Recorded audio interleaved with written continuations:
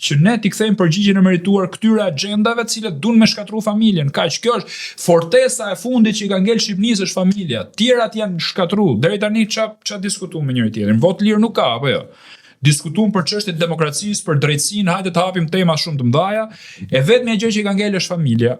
Familjen po munohen me shkatru me këto Big Brotherat, me histori të tjera, tani duan me bë me ligj. Lexova ligjin kishte 178 gjini, nuk ta thash me shaka. Pra ti gdhihesh mëngjes dhe thu jam Çeson. Gdhihesh i ti tjetër thu jam Mace.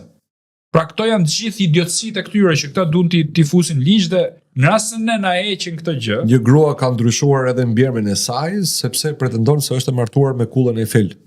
Po, në Paris, dhe ka bërë mbiemrin e saj La Tour Eiffel. Shumë interesante. Nuk e kisha dëgjuar këtë. Pra, këto është me video, ne sjell në Shqipëri dhe aq më keq duan të godasin dhe të fëmijët. I ke pa besoj edhe tekstet shkollore që janë skandaloze tani.